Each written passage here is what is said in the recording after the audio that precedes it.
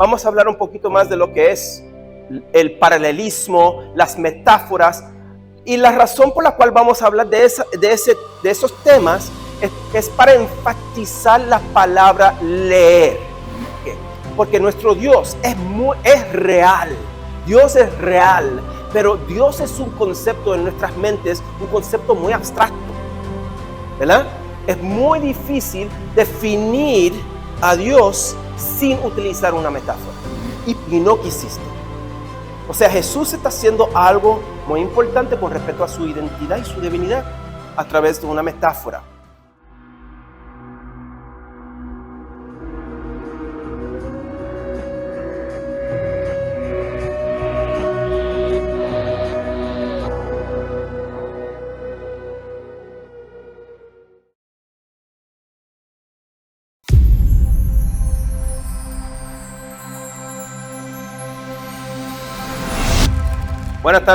Buenas tardes, todavía es la tarde, ¿verdad? Buenas tardes, mi gente, ¿cómo están? Me llamo Dominique Hernández, como ven en la diapositiva. Es un placer estar con ustedes. Hoy es interesante cómo funcionan los aviones, ¿verdad? Hoy me desperté a las 3:30 de la mañana en Los Ángeles y por la tarde aquí estoy en Hermosillo, México. Es la primera vez que estoy en Sonora, pero como ustedes van a ver a través de la siguiente diapositiva, yo me casé, ahí va, con una mexicana. Ella es de Guadalajara. Ella se mudó a los Estados Unidos. Sí, nosotros nos conocimos en Puerto Rico. Mi familia es de Puerto Rico. Nos conocimos allá en Puerto Rico. Ella es de Guadalajara. Se mudó a los Estados Unidos cuando tenía 22 años. Así que se mudó a los Estados Unidos hace como 3 años. Eso. No, tenemos 22 años de casados. Ella sigue siendo aficionada de las Chivas. ¿Está bien con ustedes o no tanto? ¿Cuál es el equipo de Hermosillo? ¿Cómo se llama? No hay. Ok, entonces seguiremos siendo aficionados de las Chivas. Chévere. No, como les dije, mi esposa se llama Gaby. Tenemos 22 años de casados. Nos conocimos en la universidad en Puerto Rico y luego ella se mudó a los Estados Unidos. Yo regresé a los Estados Unidos y nos casamos. Hace 14 años el Señor nos regaló a ese niñito que se llama Yair. Ya no es tan niñito, ya le lleva 2 o 3 pulgadas a su mamá. Y hace 8 años el Señor nos regaló a nuestra hija Yael. Y ahí ven en la última foto, que fue mi último, a la izquierda, mi último cumpleaños cuando cumplí 27 años. Yo sé que no se nota, pero no, eso fue el día 29 de marzo del año pasado, el día 29 de marzo, por si no escucharon. Día 20, chévere. No, un poquito más de la historia de mi familia. Como les dije, yo soy puertorriqueño, pero nací en la ciudad más grande de puertorriqueños de todos los Estados Unidos, Nueva York, que es la capital de Puerto Rico. Ustedes bien saben eso. Pero, como les dije, conocí a mi esposa en Puerto Rico, es mexicana ella. Estudiamos en la universidad en Puerto Rico juntos. Regresamos a los Estados Unidos, nos casamos y ahí nuestro hijo nació en los Estados Unidos, en el estado de Nueva Jersey. Pero cuando él tenía 8 meses, nos mudamos a Israel. Y ahí en Israel, nosotros vivíamos en Israel por 5 años. Hice mi doctorado en la universidad en Israel. Y ahí nació nuestra hija. Entonces, yo siempre bromeo, y son étnicamente pues puertorriqueños, mexicanos, puertorrimexicano o algo así, ¿verdad? Bailan mariachi y la música salsa. Y en nuestras casas siempre bromeo que no tenemos pasaporte de México ni de los Estados Unidos, tenemos un pasaporte que dice súper confundidos, porque así es en términos de cuál es nuestra cultura y quiénes somos y todo eso. Pero somos una familia diversa como la familia de Dios, ¿verdad? La familia de Dios también es una familia diversa, somos de diferentes partes, pero seguimos siendo uno en el Señor Jesucristo. Bueno, como la señora estaba diciendo, la hermana estaba diciendo, soy profesor de Antiguo Testamento e idiomas semíticos en la Universidad Biola. Yo soy miembro de la Facultad de Teología que se llama Talbot, así se llama la Facultad de Teología de la Universidad de Biola en los Estados Unidos, en Los Ángeles. Y yo enseño cursos relacionados al Antiguo Testamento en inglés en el campus, cursos residenciales y también en línea en español. Soy el director también de Talbot en Español, que es el programa que estamos representando aquí. La hermana Susi está aquí atrás y ella también va a hablar un poquito más de qué es Talbot en Español y qué hacemos. Pero estoy ahí en mi 4º año en la Universidad de Biola y mi 9º año como profesor de Antiguo Testamento e idiomas semíticos. Es posible que esté preguntando, ¿cuáles son los idiomas semíticos? Eso no es tan importante saber, pero lo que es interesante es que nosotros vamos a hablar un poquito más de lo que son los idiomas relacionados al hebreo bíblico. Los idiomas relacionados al hebreo bíblico son los idiomas semíticos y vamos a hablar un poquito más de la importancia de eso durante nuestras sesiones hoy y mañana. Bueno, esa fue una presentación enseñándoles fotos de mi familia para que me quieran un poquito más, ¿verdad? Para que no me vean solamente a mí, para que vean también a mi familia y a mi esposa. Y ahora sigamos para adelante con la lectura del libro de Proverbios. ¿Cómo leer bien el libro de Proverbios? Ahora, muchos de ustedes ya leen el libro de Proverbios. Abren su Biblia, leen un proverbio cada día, un capítulo de los proverbios cada día. Dice, wow, ya, yo sé cómo debo de leer los proverbios. Debo de leerlos todos los días. O debo de leerlos tratando de averiguar cómo se aplican a mi vida. A veces, sin embargo, cuando leemos libros como proverbios, nosotros no leemos los libros de proverbios también como podemos leer los libros porque nos falta un poquito de lo que es la hermenéutica. Ahora, muchos de ustedes ya se cansaron de escuchar palabras grandes. Hermenéutica, ¿por qué me estás enseñando palabras grandes el viernes después del trabajo? Yo quiero ya descansar mi mente, ¿verdad? Bueno, vamos a meterle mano a un poquito de lo que es la hermenéutica. Vamos a hablar un poquito más de lo que es el paralelismo, las metáforas. Y la razón por la cual vamos a hablar de esos temas es para enfatizar la palabra leer. Ustedes están aquí porque aman al libro de Proverbios, aman la Biblia, son lectores de la Biblia. Pero verdaderamente lo que pueden mejorar es su lectura de la Biblia. No el amor que tiene, ¿sabe? Porque amamos la Biblia, pero podemos mejorar nuestra lectura. Por eso seguimos leyendo la Biblia. ¿Ha habido alguna persona que ha leído toda la Biblia y ha dicho, ya tengo todo bajo de control, ya entiendo todo esto, ya no voy a leerlo, no lo voy a leer otra vez, ¿verdad? No, nadie hace eso. Porque sabemos intuitivamente que siempre podemos mejorar nuestra lectura de la Biblia. Así es.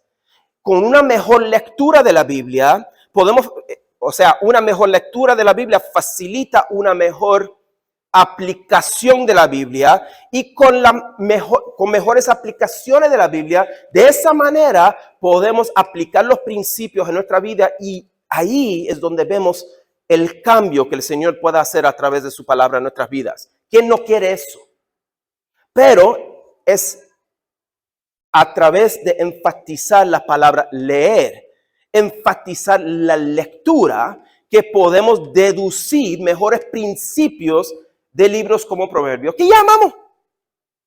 Pues nosotros queremos saber más de los Proverbios, pero lo que yo quiero enfatizar hoy y mañana es que saber más de los Proverbios no es suficiente. Lo que es mejor es saber más y mejorar nuestra lectura de lo que sí sabemos. De esa manera podemos aplicar los principios de los Proverbios en nuestra vida. Entonces, leyendo los Proverbios sabiamente, ¿entendieron eso? Eso fue un jueguito con palabras. A mí me gustó. Eso fue excelente, eso fue un chiste. Hay unos pesitos por aquí por si quieren reírse de mi chiste.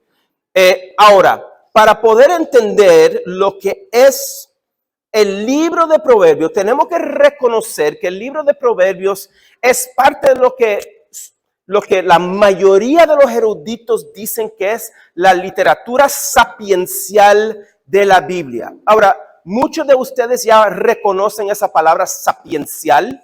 Sapiencial tiene que ver con sabiduría.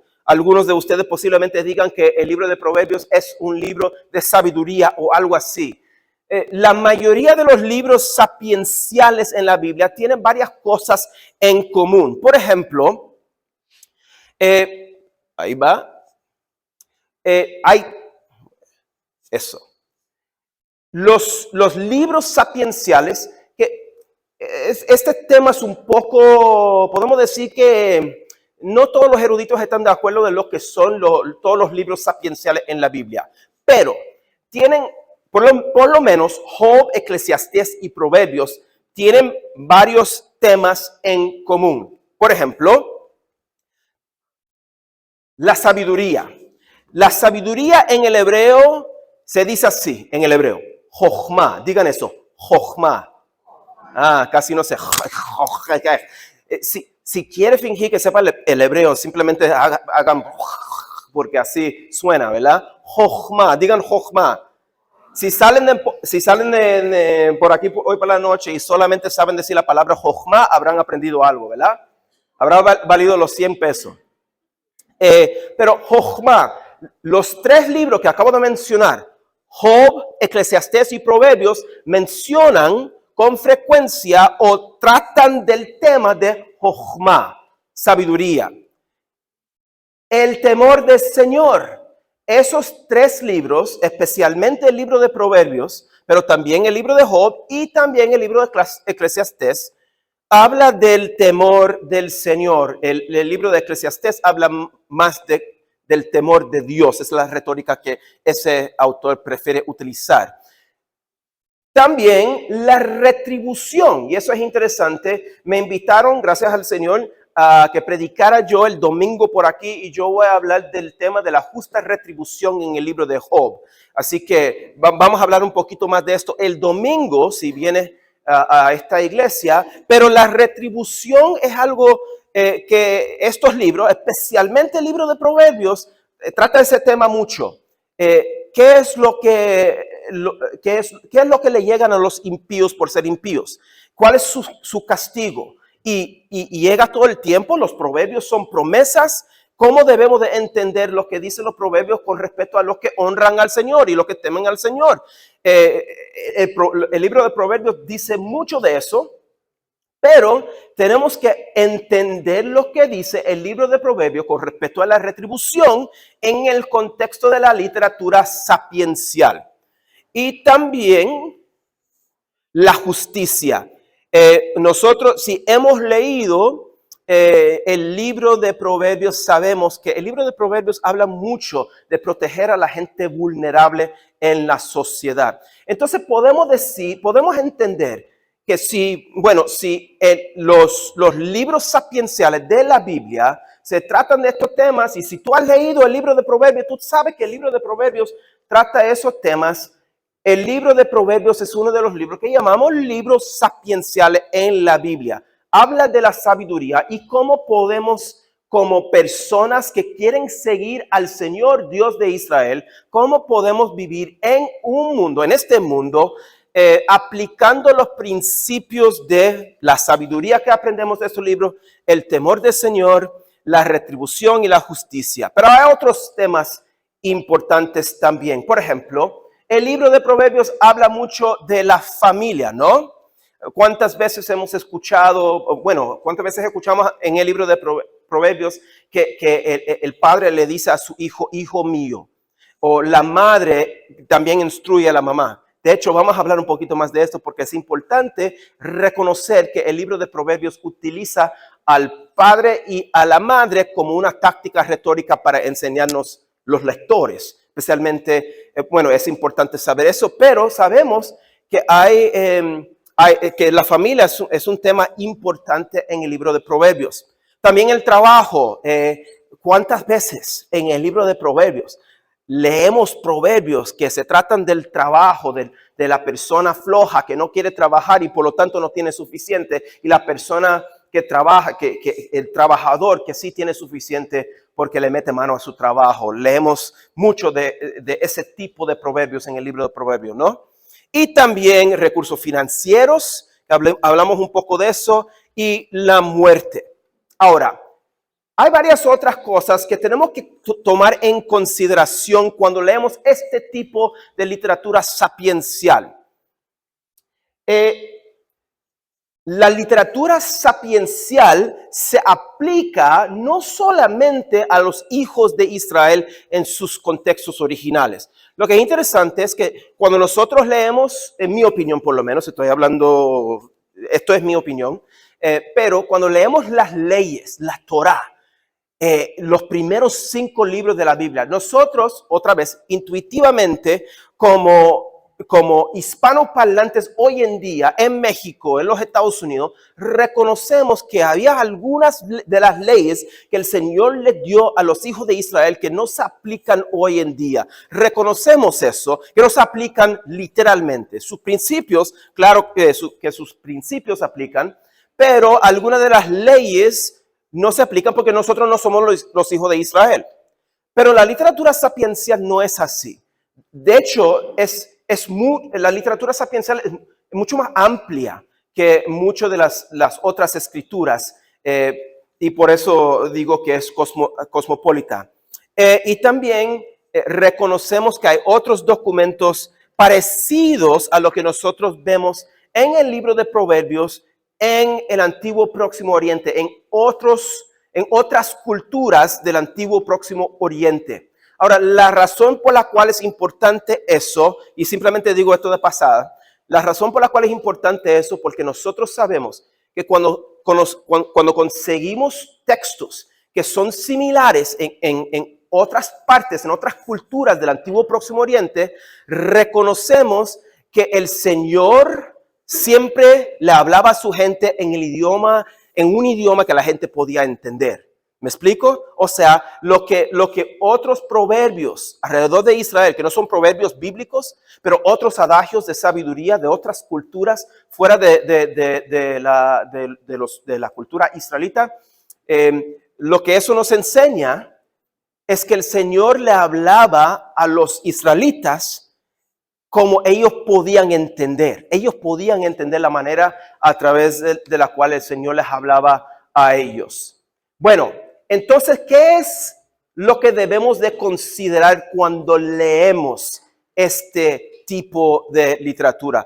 Doctor Dominic, tú dijiste que nosotros íbamos a enfocarnos en la lectura. ¿Cómo podemos mejorar nuestra lectura de estos libros?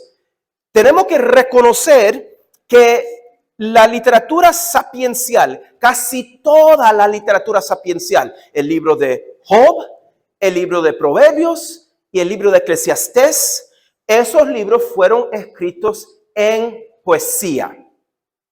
¿Cómo reconocemos la poesía? Y de ahí vamos a arrancar. Reconocemos la poesía bíblica a través de reconocer en nuestras traducciones el paralelismo, como ustedes ven en la diapositiva, y también la metáfora. Esos no son los únicos 2 atributos de la poesía bíblica, pero son 2 atributos muy importantes. Entonces, hay que preguntar ahora, ¿qué es lo que hace? Dile que no estoy disponible, que estoy enseñando. Pero, ¿qué es lo que hace la poesía bíblica? Pues poesía. ¿Qué es lo que hace que la poesía sea poesía? Y como les acabo de decir, los autores de la Biblia, como dice la diapositiva aquí, los autores de la Biblia se ponen poéticos cuando empiezan a utilizar extensamente el paralelismo y las metáforas. Chévere, Dominic, excelente, gracias por haberme dicho, pero ¿qué significa el paralelismo? Eso es lo que están preguntando, ¿verdad? Nadie lo dijo, pero eso es lo que están preguntando. Yo tengo esta capacidad de leer sus mentes ya. El paralelismo, como dice en la siguiente diapositiva, ustedes van a ver que hice copy-paste, pegué esto de la Real Academia Española.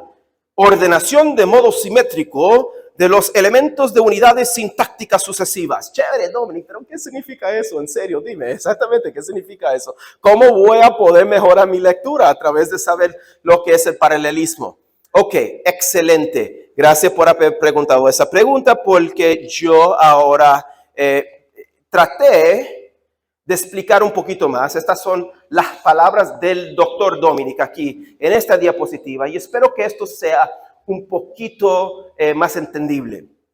El paralelismo bíblico, lo que nosotros vemos en la poesía bíblica, este tipo de paralelismo, consiste de frases concisas y relacionadas, organizadas en líneas adyacentes, que significa que ahí tienes una línea y luego otra línea de poesía.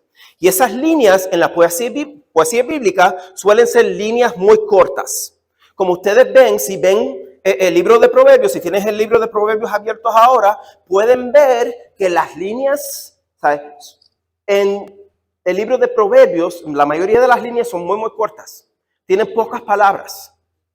Y esas frases organizadas en líneas adyacentes hacen un producto unificado.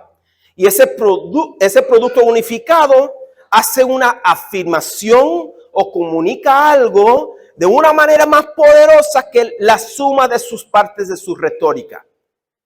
Es posible que quieran ejemplos de esto. Les voy a dar unos ejemplos de lo que es la poesía bíblica del libro de los Salmos, que todo el mundo sabe que el libro de los Salmos tiene un montón de poesía bíblica, ¿verdad?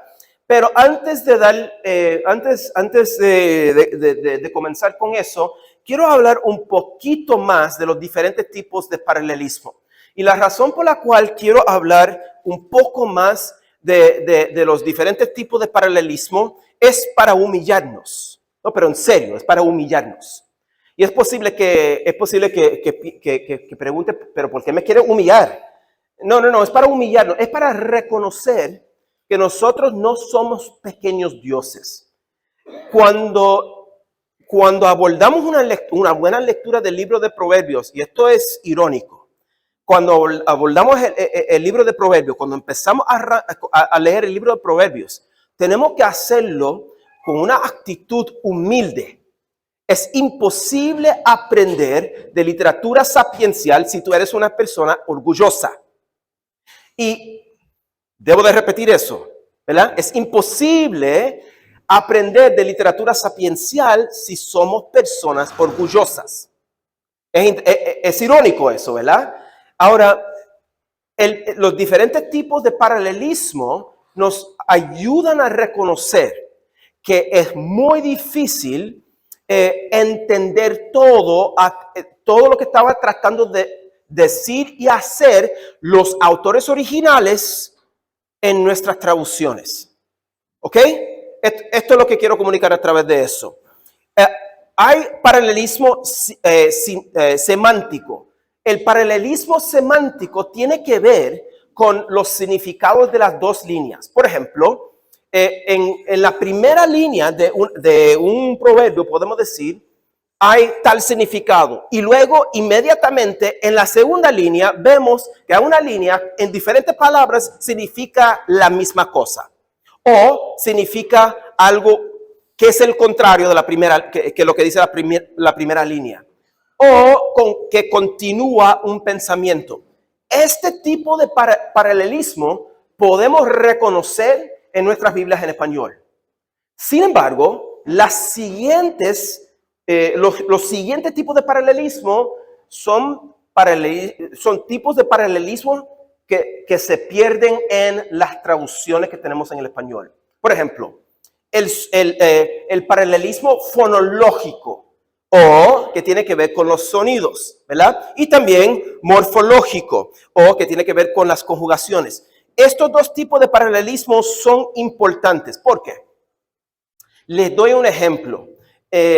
Hace unos, no sé, un mes o algo así, nosotros empezamos, mi familia empezó a leer la autobiografía del rapero Fermín 4, el mexicano de la Ciudad de México. Bueno, es de Monterrey, pero era muy conocido cuando yo tenía aproximadamente como 20 años o algo así, hace como 20 años. Era muy conocido por aquí en México y en diferentes partes de Latinoamérica.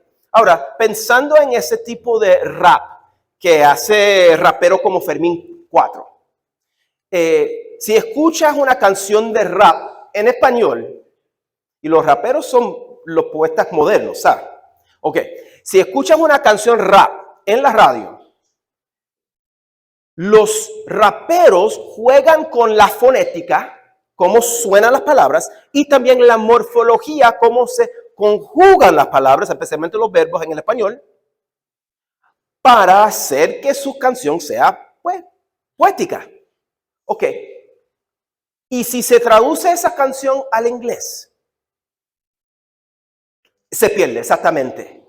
Ahora, ese tipo de cosas, no exactamente, pero ese tipo de cosas es exactamente lo que hacían los poetas de la Biblia hebrea, del Antiguo Testamento. Eran poetas, eran sabios, sabían lo que estaban haciendo, eran autores. Pero cuando se traduce el hebreo al español se pierde un poquito. Bueno, se pierde algunos tipos de paralelismo, por ejemplo, el paralelismo fonético y también morfológico. Eso no significa que no podemos entender los significados. Significa que la parte poética se pierde en la traducción. ¿Me explico? Y es importante reconocer eso, porque a veces, parte de ser, no a veces, muchas veces, mejorar nuestra lectura de la poesía bíblica tiene que ver con tratar de recuperar esas partes que perdemos en traducción. Sigamos. Y cómo los autores utilizan las palabras en relación unas con otras, o sea, paralelismo sintáctico. Ahora, después de estas palabras grandes, semántico, fonológico, morfológico, sintáctico, es posible que digas, ya, Dominic, ya quiero un ejemplo. Por favor, ayúdame a entender lo que es el paralelismo y la importancia del paralelismo y cómo esto va a mejorar mi lectura del libro de Proverbios. Excelente, gracias por haberme pedido ese ejemplo, porque tengo un ejemplo aquí. Es de este versículo, muchos de ustedes ya tienen este versículo memorizado, ¿verdad? Salmo capítulo 1, versículo 1. Nosotros sabemos que es poesía. En primer lugar, simplemente sabemos que es poesía porque es un salmo. Y todo el libro de Salmos de hecho consiste de 150 poemas. Ahora, como ustedes pueden ver en la diapositiva, este primer versículo del primer salmo empieza con una frase, bienaventurado el varón que. Y luego hay 3 líneas adyacentes que tienen lo que nosotros podemos reconocer ahora que es el paralelismo semántico. ¿Ok? Vean esto. Bienaventurado el varón, a ver si funciona esto. ¿Ven eso? Bienaventurado el varón que no anduvo en consejo de malos. Ahora quiero pausar aquí y quiero decir, ¿dónde queda la calle de los consejos de los malos? Hay hay un camino de los consejos de los malos por aquí en Hermosillo, porque no existe, porque es una metáfora, ya vamos a hablar de eso, pero entienden, no está hablando literalmente, no es posible andar en consejo de los malos, es imposible hacer eso, nosotros sabemos eso y reconocemos que el poeta está utilizando una táctica retórica para facilitar un entendimiento de lo que es algo que no es positivo, ¿verdad? Ok, sigamos. Bienaventurado el varón que, y luego, no anduvo en consejo de malos. La segunda línea. Ni estuvo. Ding, ding, ding, ding, ding, ding, ding. No anduvo ni estuvo. ¿Ven eso? En consejo, en camino. ¿Y cuál es el tercer punto paralelo? De malos, de pecadores. ¿Ven eso? O sea, la primera línea con una estrella hace un comentario, dice algo, y la segunda línea dice básicamente o comunica básicamente es el mismo significado en otras palabras. Ahora vean lo que dice la tercera línea. Ni se ha sentado, no anduvo, ni estuvo, ni se ha sentado. ¿Ven eso? En consejo, en camino, en silla. Ahí está descansándose en su silla. De malos, de pecadores, de escarnecedores. ¿Ven ese paralelismo?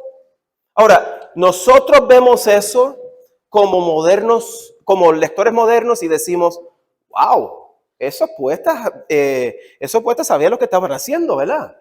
Esos poetas bíblicos sabían lo que estaban haciendo. Debemos de prestarle atención a ese tipo de cosas. Y luego brincamos al siguiente versículo y aquí vemos también otro tipo de paralelismo. Vean, perdón, ahí va. Sino que en la ley de Jehová está su delicia y en su ley medita día y de noche. O sea, nosotros vemos que como no hace, a ver si funciona atrás. No funciona. A ver si se puede volver atrás a la última diapositiva, ¿será posible? O sea, no está funcionando. Ahí va. Ok. La persona que no hace estas cosas es la persona que hace. Parece que ya no funciona. No está funcionando. Hace la siguiente cosa, lo que está en la siguiente diapositiva. A ver. Sí. Sino que en la ley de Jehová está su delicia y en su ley medita día y de noche. Esas dos líneas también dicen más o menos la misma cosa. Ahora, vean otro tipo de paralelismo, que es ahora un proverbio, un adagio del libro de Proverbios. Esto es Proverbio capítulo 12, versículo 6, que dice, las palabras de los impíos, chévere, gracias. Las palabras de los impíos son acechanzas para derramar sangre. Ahora, no, eso no es paralelismo.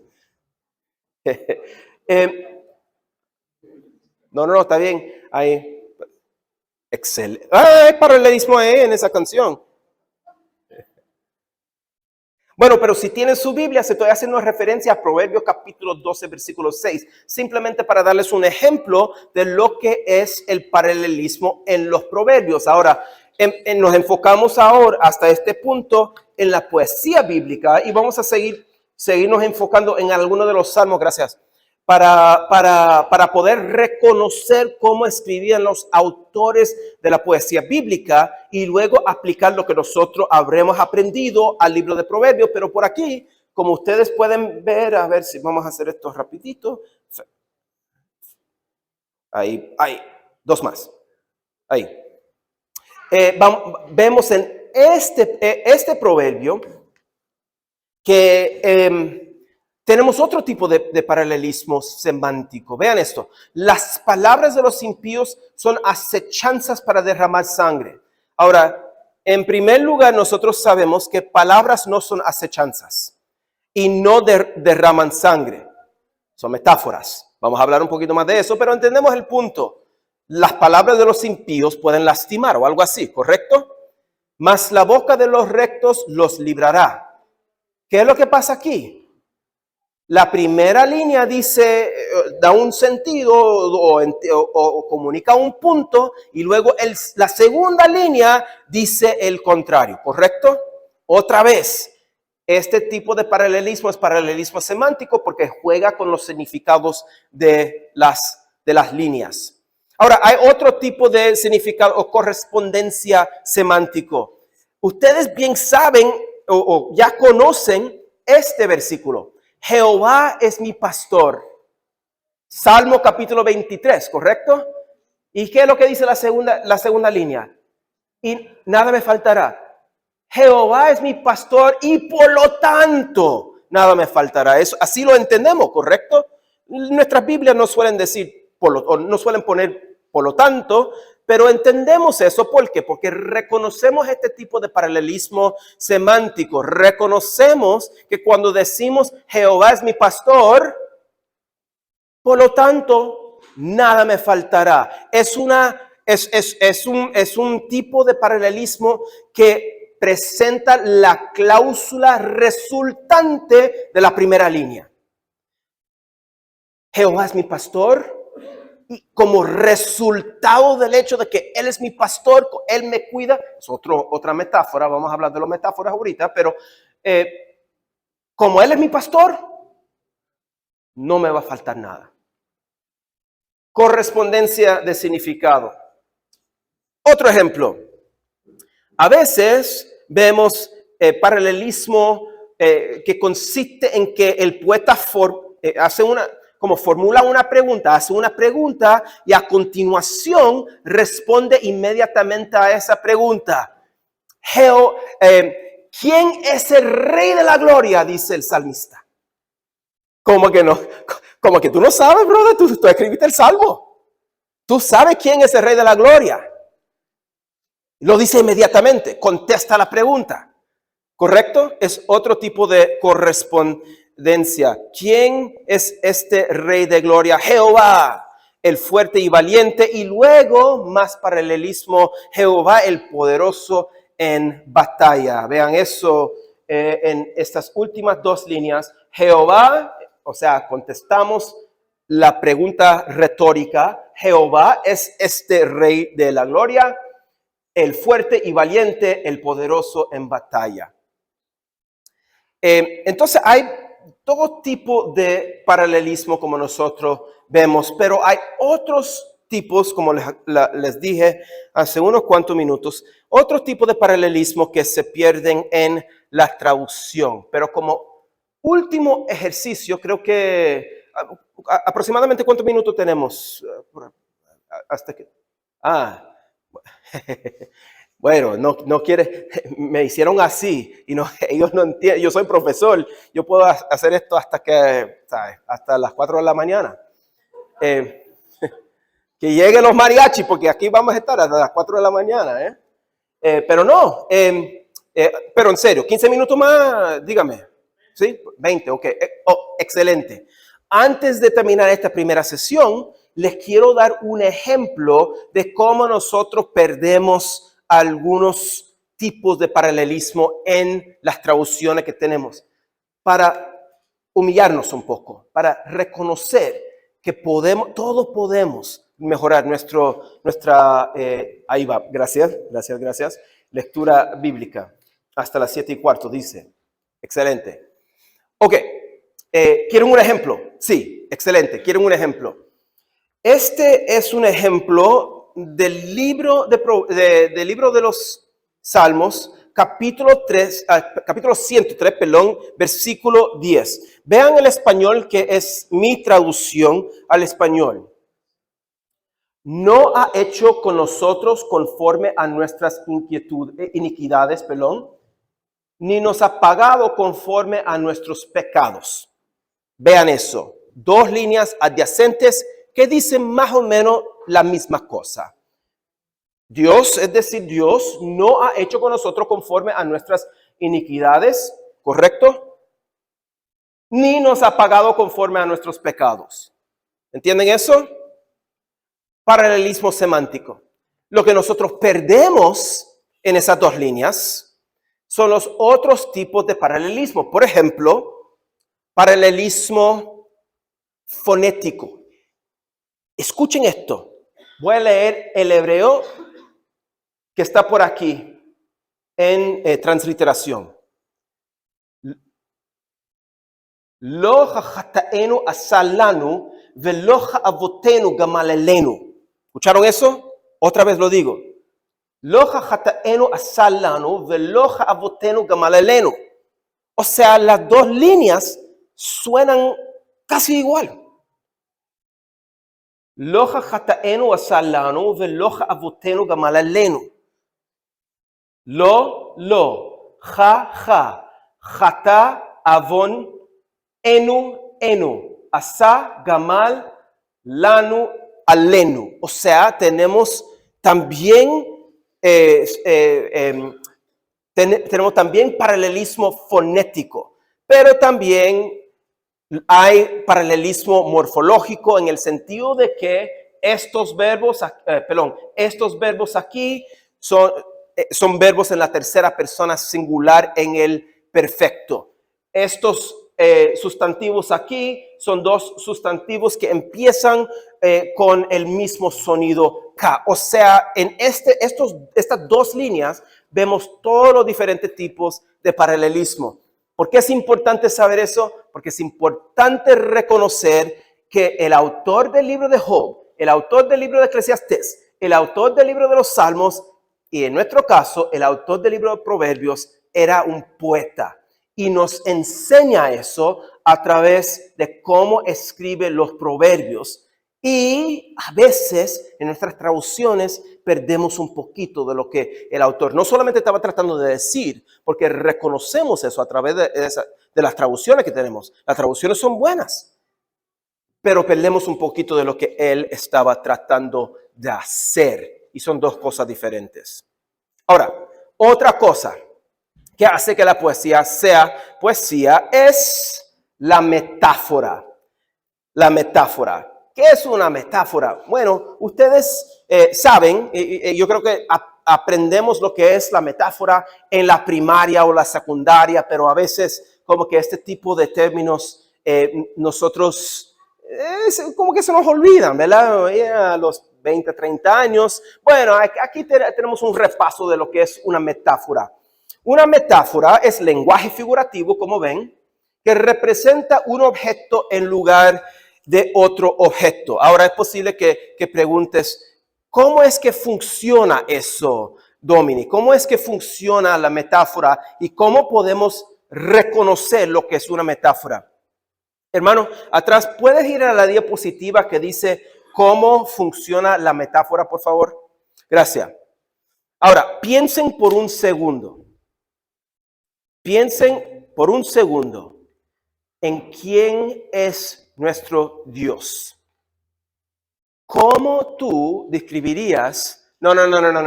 A la diapositiva que dice cómo funciona la metáfora, por favor. Gracias. Para adelante. Hay cuatro para adelante. Les quería avisar antes de enseñarles esa diapositiva, pero ya avisados. Ahora, piensen por un segundo. ¿Quién es nuestro Dios? Piensen. ¿Cómo tú describes a tu Dios? Algunos dirían, mi Dios es mi roca, ¿correcto? Dios es mi rey. Jehová es mi pastor. Jehová es un pájaro. Algunos tal vez dirían eso. Les voy a decir por qué. Pero, ¿qué? ¿Dios es un rey? ¿Rey de qué? No, en serio, ¿dónde queda? ¿Dios es un rey de qué? ¿Dios es una roca? ¿En serio ustedes creen que Dios es una roca? ¡Qué herejía! ¿Una roca? Pero la Biblia dice que Dios es una roca. Ok, Dios es y esto es un poco más confuso, un padre. Todos esos términos son términos metafóricos y es a través de reconocer la metáfora que aprendemos algo de nuestro Dios. ¿Por qué? Porque nuestro Dios es real. Dios es real, pero Dios es un concepto en nuestras mentes, un concepto muy abstracto, ¿verdad? Es muy difícil definir a Dios sin utilizar una metáfora. Y por lo tanto decimos, Dios es un rey. Dios es mi roca. Dios es mi fortaleza, mi defensa. Ese tipo de metáforas usamos. ¿Cómo funcionan las metáforas? Hay un concepto que es menos estructurado, como Dios en este caso. Y lo que nosotros hacemos es entendemos ese concepto menos estructurado en términos de un concepto más estructurado. Y de esa manera entendemos más de Dios, ¿ok? Dios no es literalmente una roca. Ustedes saben eso. Dios no es literalmente un pájaro. ¿Por qué pájaro? ¿Por qué sigue diciendo pájaro? Les voy a enseñar. Dios no es literalmente un pájaro. Dios no es literalmente un rey. Pero son metáforas que utilizamos para poder entender algo acerca de este concepto abstracto. De hecho, son conceptos bíblicos que entendemos. Pero de todos modos, son conceptos metafóricos. Eso también es súper importante con respecto a cómo leemos la Biblia. Ahora, si pueden brincar por favor a Salmo capítulo 91.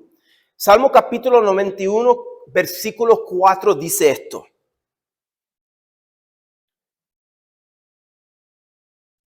No, antes, como 5 antes. Esto es lo que dice. Salmo capítulo 91, versículo 4 dice, con sus plumas te cubrirá. Estamos hablando de Dios. Con sus plumas. Y debajo de sus alas estarás seguro. ¿Dios tiene alas? Simplemente a través de ver este tipo de versículos reconocen la necesidad de poder discernir las metáforas en la Biblia. Amén. Porque si no reconoce que esto es una metáfora, van a pensar que Dios tiene un cuerpo de una paloma, de un ave, de un tipo de pájaro o algo así. Pero es posible que estés pensando, Dominic, mira, eso es un versículo, hermano. No. Salmo capítulo 17, versículo 8 dice, guárdame como la niña de tus ojos, escóndeme bajo la sombra de tus alas. Pero Dominic, brother, cálmate, son 2 versículos.